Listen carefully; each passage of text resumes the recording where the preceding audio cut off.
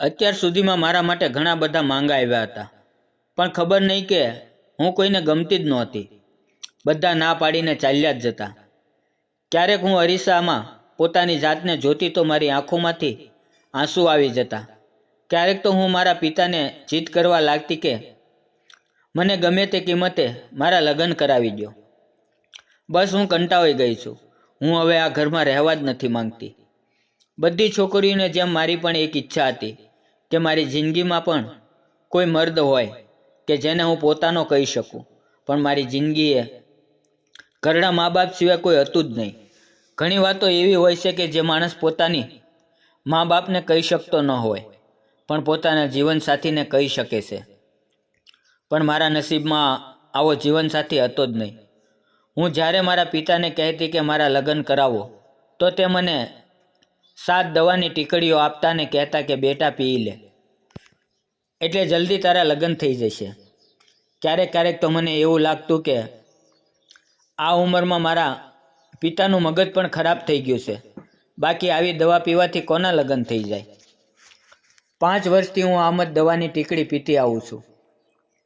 પછી એક દિવસ મારા માટે એક વકીલનું માંગવું આવ્યું, જેની પત્નીનું મૃત્યુ થઈ ગયું હતું. દોસ્તો, વિડીયોમાં આગળ વધીએ તે પહેલાં વિડીયોને લાઇક અને ચેનલને સબસ્ક્રાઈબ કરવાનું ભૂલતા નહીં. પછી મેં મારા પિતાને કીધું કે આનાથી મને કોઈ વાંધો જ નથી, અહીંયા મારા લગ્ન નક્કી કરાવી દો. તો તેણે મને કીધું કે હું તારા લગ્ન કુંવારા છોકરા સાથે કરાવીશ. આ વાતમાં મને બહુ ગુસ્સો આવ્યો, કારણ કે હું અત્યારે 19 થી 20 વર્ષની જવાન છોકરી નથી રહી. મારી ઉંમર ઘણી વધી ગઈ હતી અને મને થતું મારા પિતાને મારી ઉંમરની કોઈ પડી જ નથી. પણ એક દિવસ મારા પિતા મારા રૂમમાં આવ્યા અને મને કહેવા લાગ્યા કે બેટા, તું ચિંતા ના કર, તારી જિંદગીમાં એક સારો છોકરો લખ્યો છે. મેં ગુસ્સામાં કીધું કે મારી ઉંમર આમ જ નીકળી જશે, પણ મને કોઈ નહીં મળે. પછી પાછા મારા પિતાએ દવાની 7 ટીકડીઓ અને એક દૂધનો ગ્લાસ મારી પાસે મૂક્યો અને કીધું કે આ પી લે, એટલે જલ્દી તને સારો છોકરો મળી જશે. પણ મેં મારા પિતાને કીધું કે મારે તે દવા નથી પીવી. હું કંટાળી ગઈ છું આવી દવા ખાઈ ખાઈને. મને સમજાતું નહોતું કે મારા પિતા કયા જમાનામાં જીવતા હતા. અત્યાર સુધી તે દવાથી મારું કાંઈ જ ના થયું. તે દવાથી હજી સુધી મારા માટે કોઈ માંગું જ નથી આવ્યું, અને જે આવતા તે લોકોને પણ ના પાડીને જતા રહેતા. શરૂઆતમાં તો મારા પિતા મને એવું કહેતા કે બેટા, આ દવાથી તારું રૂપ ખીલી જશે, પણ આટલી બધી ઉંમર થવાથી મારું મોઢું પણ સાવ ઉતરી ગયું હતું. આટલા માટે તે મને આ દવાની ટીકડી પીવડાવતા હતા. મારા રૂપની વાત સાંભળીને હું ખુશ થઈ જતી, એટલે માટે હું ખુશી ખુશી તે દવા પી લેતી અને પછી મને ભયાનક ઊંઘ આવી જતી. પણ આજે 5 વર્ષ થઈ ગયા હતા, છતાં મારું નસીબ જ ન ખુલ્યું. મારી ઉંમર હવે 38 વર્ષની થઈ ગઈ હતી. હવે આટલી ઉંમરમાં એક છોકરી માટે માંગવું આવવું પણ મુશ્કેલ થઈ જાય, એટલે હું સાવ હારી ગઈ હતી. મેં મારા પિતાને કીધું કે જો હવે મારા લગ્ન નહીં થાય તો હું આત્મહત્યા કરી લઈશ. પછી મારા પિતાએ મને થોડા દિવસ રાહ જોવાનું કીધું. થોડા દિવસ પછી મને છોકરાવાળા જોવા આવ્યા. છોકરાની સાથે તેની બહેન પણ આવી હતી અને તેણે મને પહેલી જ નજરમાં પસંદ કરી લીધી. પણ મને તે છોકરાને જોઈને એવું લાગતું હતું કે તેની ઉંમરમાં મારાથી નાનો હશે, કારણ કે દેખાવમાં નોજવાન છોકરો લાગતો હતો. છતાં એ લોકોએ મને પસંદ કરી લીધી હતી. મારા પિતાએ આ છોકરા માટે હા પાડી હતી. હવે હું ખૂબ જ ખુશ થઈ ગઈ હતી. પછી તરત જ મારા પિતાએ મારા લગ્નની તારીખ પણ નક્કી કરી નાખી. મને થયું કે હવે હું વિદાય લઈને મારા પિતાથી દૂર જઈશ. પણ હું શું કરતી? એક દિવસ તો દીકરીને સાસરે જવું જ પડે છે. માની લીધું કે મારી ઉંમર વધી ગઈ હતી, પણ મારા સપનાઓ હજી જીવતા હતા. આ મારા પહેલા લગ્ન હતા. મેં વર્ષોથી આ દિવસની રાહ જોઈ છે, અને આજે દિવસ આવ્યો તો મારી ખુશીના કોઈ પાર નહોતો. એની સાથે લગ્ન કરીને હું તેના ઘરે ગઈ. 38 વર્ષની ઉંમરમાં આમ દુલ્હનનું મન તેની માટે તડપતું હતું. લગ્નની એ જ રાતે હું મારા રૂમમાં બેઠી હતી અને દરવાજો ખુલ્યો. રવિને લઈને મારા મનમાં બહુ બધા સવાલો પેદા થઈ રહ્યા હતા. હું તેને મારી પાસે આવવાની રાહ જોઈ રહી હતી. તે સીધા મારી બાજુમાં આવીને બેસી ગયા. તેણે મારી સાથે કોઈ પણ વાત ન કરી. તો મને ચિંતા થવા લાગી. રવિ ઉંમરમાં તો મારાથી એ નાના જ હતા, પણ મને એવું લાગતું હતું કે ઘરના લોકોએ તેના લગ્ન જબરદસ્તીથી મારી સાથે કરાવી દીધા હતા. લગ્ન પહેલાં મારી તેની સાથે મુલાકાત પણ નહોતી થઈ. મેં ખાલી તેનો ફોટો જોયો હતો. તેની આંખમાં મારા માટે ગુસ્સો દેખાતો હતો. મેં તરત જ તેનો હાથ પકડીને તેને વિશ્વાસ અપાવ્યો કે હું આખી જિંદગી તમારી સેવા કરીશ. બસ મને એક મોકો આપો. મારી આવી વાત સાંભળીને તે હસવા લાગ્યા અને કીધું કે તને મોકો દેવાની ક્યાં વાત જ છે. આમ પણ તારી ઉંમર તો વધારે જ છે. તેના મોઢેથી આવું સાંભળીને હું શરમાઈ ગઈ, કારણ કે ઉંમરમાં તો એનાથી 7 વર્ષ મોટી હતી. પણ તેને વાંધો કંઈક બીજો જ હતો. તેણે સીધો તેનો મોબાઈલ બહાર કાઢીને મને જે ફોટા બતાવ્યો તે જોઈને મારા હોશ ઉડી ગયા. તેના મોબાઈલમાં કોઈ બીજું નહીં પણ હું જ હતી. મને થયું કે મારો આવો ફોટો રવિના મોબાઈલમાં કઈ રીતે? મને કંઈ સમજાતું જ નહોતું. મેં રવિને પૂછ્યું કે આ બધું શું છે? તો તે કહેવા લાગ્યો, તું જ બોલ, આ બધું શું છે? આ ફોટા પરથી એમ લાગે છે કે તે મને હવે નફરત કરવા લાગ્યો હતો અને મને કહેવા લાગ્યો કે મને આવી ખબર હોત તો હું તારી સાથે લગ્ન જ ના કરત. મેં તારી સાથે લગ્ન એટલા માટે કર્યા કે તું એક કુંવારી છોકરી હતી જેના લગ્ન હજી સુધી ક્યાંય નથી થયા. પણ મને શું ખબર કે લગ્નની પહેલી રાતે તારા આવા કાંડ બહાર આવશે. તારા પહેલેથી જ લગ્ન થઈ ગયા હતા, તો મારી સાથે લગ્ન શું કામ કર્યા? હવે મને કંઈ સમજાતું નહોતું કે રવિને હું શું કહું. તે મારી એક વાત સાંભળવા તૈયાર નહોતો. મને નહોતી ખબર કે મારો આ ફોટો તેની પાસે ક્યાંથી આવ્યો હશે. પણ હવે બધું બરબાદ થઈ ગયું હતું. હવે હું શું કરતી? મારી આંખોમાંથી આંસુ આવી રહ્યા હતા. તે ફોટો મારી નજરની સામે જતો જ નહોતો.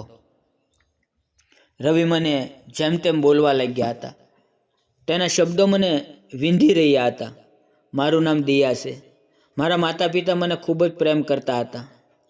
મારે એક નાનો ભાઈ હતો, પણ મારા નસીબમાં મારી માનો પ્રેમ જ નહોતો લખ્યો. થોડા વર્ષમાં જ મારી માનું અચાનક મૃત્યુ થઈ ગયું. પછી આખા ઘરની જવાબદારી મારા ઉપર આવી ગઈ. મારા પિતા એક નાની એવી નોકરી કરતા હતા. તે સવારે જતા અને સાંજે ઘરે આવતા. હું આખો દિવસ મારા નાના ભાઈને સાચવતી. મેં મારું ભણવાનું પણ પૂરું કર્યું નહોતું, કારણ કે હું સ્કૂલે જાઉં તો ઘરને કોણ સંભાળે. માટે હું અભણ જ રહી ગઈ. હું ઘરના કામકાજ સાથે મારા ભાઈની નજર રાખતી હતી. તેને કાંઈ પણ થતું તો મારા પિતા મને ખીજાવા લાગતા. હું આખો દિવસ ઘરના કામમાં જ મગ્ન રહેતી. મારા પિતાએ ક્યારેય મારા દુઃખ પાછળ જોયું જ નહોતું. મારા ભાઈને હોસ્ટેલમાં 5 વર્ષ થઈ ગયા હતા, છતાં તે ઘરે ન આવ્યો. પછી મને ખબર પડી કે મારા ભાઈએ એક અમીર ઘરની છોકરી સાથે લગ્ન કરી લીધા છે. તે અમારી સાથે કોઈ સંબંધ રાખવા માંગતો જ નહોતો. મારા પિતા મારા માટે જે માંગવું આવતું તો તેને પહેલાં જ ના પાડી દેતા હતા. ઘણા વર્ષો સુધી આમ જ ચાલતું રહ્યું. મારા પિતાએ મને મારા લગ્નની લાલચ આપીને દવાની ટીકડી આપતા રહ્યા. પછી સમય જતાં રવિ સાથે મારા લગ્ન થયા. તો મારા લગ્નની પહેલી રાત્રે જ મને મારો એવો ફોટો જોવા મળ્યો કે હું કાંઈ ન રહી. મેં રવિને સમજાવવાની બહુ કોશિશ કરી કે તે મારો ફોટો નથી, પણ તેણે મારું કાંઈ સાંભળ્યું નહીં. તે મને નફરતથી જોવા લાગ્યો અને કીધું કે આ ફોટામાં તું જ છે અને આમાં તારો જ બેડરૂમ છે. મેં પાછો મારો ફોટો જોયો તો તેમાં મારો જ બેડરૂમ હતો અને તે મારા બેડરૂમની સફેદ દિવાલ પણ મારી બરબાદીનું કારણ બની રહી હતી. મને કંઈ ખબર નહોતી કે તે ફોટો કોણે પાડેલો હતો, પણ રવિ મારી વાત માનવા તૈયાર જ નહોતો. વર્ષોથી રાહ જોયા પછી માંડ મારા લગ્ન રવિ સાથે થયા હતા. છતાં લગ્નની પહેલી જ રાતે તે ફોટાએ મારી જિંદગી બરબાદ કરી નાખી. મેં રવિને કીધું કે મેં આવો ફોટો ક્યારેય પાડ્યો જ નથી. હું શું કરવા આવું કરી શકું? મેં તો ઇજ્જતથી તમારી સાથે લગ્ન કર્યા અને તમારી સાથે જિંદગી વિતાવવા આવીશું. પણ રવિએ મારી એક વાત ન માની. હું આખી રાત તેની સાથે હાથ જોડી રહી. પછી સવારે જ્યારે તેની મોટી બહેન આવી ત્યારે રવિએ તેની બધી હકીકત જણાવી દીધી. ત્યારે તેની મોટી બહેને તેને એમ કીધું કે જલ્દબાજીમાં આવીને કોઈ પણ ફેસલો ના લે તો સારું, આપણે આરામથી આના વિશે વિચારશું. કારણ કે અત્યારે દિયા આ વાત માનવા માટે તૈયાર નથી. તેની બહેનની વાત સાંભળીને મને થોડી રાહત થઈ. મને લાગ્યું કે તેને મારામાં સત્યતા દેખાડી હતી. કારણ કે તે એવું પણ કહેતી હતી કે ફોટો કોઈએ બનાવેલો પણ હોઈ શકે. તને શું ખબર કે કોણ હોઈ શકે? રવિની બહેન તેને આવું બોલીને જતી રહી. તેની બહેને મને કીધું કે તું શું ઊંઘવાની દવા લઈશો? તને ખબર પણ ના રહી કે તારો ફોટો કોઈ પાડી રહ્યું છે? પછી મેં તેને કીધું કે દીદી, એવું તો કાંઈ જ નથી, પણ મારા પિતા મને રોજ દવા પીવા માટે આપતા હતા, એટલે મને ખૂબ જ ઊંઘ આવી જતી હતી. આ સાંભળીને તેના ભાઈએ કીધું કે તારા પપ્પા તને કઈ દવા આપતા હતા? પછી મેં તેને કીધું કે તે રોજ રાતે મને 7 દવાની ટીકડી આપતા અને કહેતા કે આ દવા પીવાથી તારા લગ્ન જલ્દી થઈ જશે. આ સાંભળીને રવિ અને તેની બહેન ચોંકી ગયા અને કીધું કે એવી તો કોઈ દવા આવે છે કે જેનાથી લગ્ન થઈ જાય? મને લાગે છે કે તું ભણેલી નથી. તું આખી જિંદગી તારા પિતા સાથે રહીને તેની વાતમાં વિશ્વાસ કરવા લાગી. મને એક વાત મળી હતી, જેમાં તારા પપ્પા જ તારા લગ્ન થવા દેવા માંગતા નહોતા. તારા માટે જે માંગવું આવતું તેમાં તે પોતે જ ના પાડી દેતા. પછી તેને એ પણ ખબર પડી ગઈ કે આ ફોટો મારા પપ્પાએ જ પાડેલો હતો. પછી તેણે મારા પિતાને બોલાવ્યા અને કીધું કે હવે તમે જે પણ હોય તે કહી દો. પછી મારા પિતાએ મારી સામે જોયું અને બોલ્યા કે હું મારી દીકરી દયાના લગ્ન કરાવવા માંગતો જ નહોતો. મેં મારા દીકરાને મોટો એટલા માટે કર્યો હતો કે તે મને મારા ગઢપણમાં મને સાચવશે, પણ તે મને છોડીને જતો રહ્યો. હવે આ ઉંમરમાં મારી દીકરીના લગ્ન હું કરાવું તો મારું શું થાય? આટલા માટે હું મારી દીકરીના લગ્ન કરાવતો જ નહોતો. પછી તેણે મને આત્મહત્યા કરવાની ધમકી આપી, એટલે હું મજબૂર થઈ ગયો અને તેના મેં લગ્ન કરાવ્યા. બાકી મને તેના લગ્નથી કોઈ જ વાંધો જ નહોતો. પછી મેં તેને એવો ફોટો પાડીને તમને આપ્યો કે તે ફોટામાં કોઈ બીજું નહીં પણ હું જ હતો.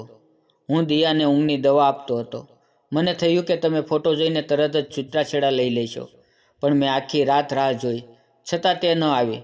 પછી મને થયું કે તમને બધી હકીકત ખબર પડી ગઈ છે. મારા પિતાના મોઢેથી આવું સાંભળીને મારા હોશ ઉડી ગયા. મારા પિતાએ ખાલી તેનું ઘટપણનું વિચારીને મારા લગ્ન ન કરાવ્યા. બાકી આ દીદીએ સમજદારીથી કામ ના લીધું હોત તો મારું આખું ઘર બરબાદ થઈ જાત. રવિએ મારી પાસે માફી માંગી, મને ગળે લગાવી લીધી અને કીધું કે મેં એક ફોટો જોઈને તારા વિશે ખોટું વિચારી લીધું. મને માફ કરી દે. મારી નણંદે મારો સાથ આપ્યો હતો. મેં મારા પિતાને પણ માફ કરી દીધા, કારણ કે તે ગમે તેમ તો મારા પિતા જ હતા. તેણે જે કર્યું તે બસ તેની એકલતાના ડરથી કર્યું હતું. મિત્રો, તમે પણ આવા મા બાપ જોયા હશે કે જે પોતાના સંતાનના લગ્ન કરવાથી ડરતા હશે. મિત્રો, વિડીયો પસંદ હોય તો વિડીયોને લાઇક અને ચેનલને સબસ્ક્રાઈબ કરવાનું ના ભૂલતા. ફરી મળશું એક નવા વિડીયોમાં. ત્યાં સુધી આવજો. અને વિડીયોમાં આવેલા નામપાત્ર અને ઘટના કાલ્પનિક હતા, તેનો કોઈ પણ વ્યક્તિ સાથે સંબંધ નથી. વિડીયો પૂરો જોવા બદલ આપ સૌ મિત્રોનો દિલથી ખૂબ ખૂબ ધન્યવાદ મિત્રો. ફરી મળીએ આવતીકાલે. ત્યાં સુધી આવજો. ધન્યવાદ મિત્રો.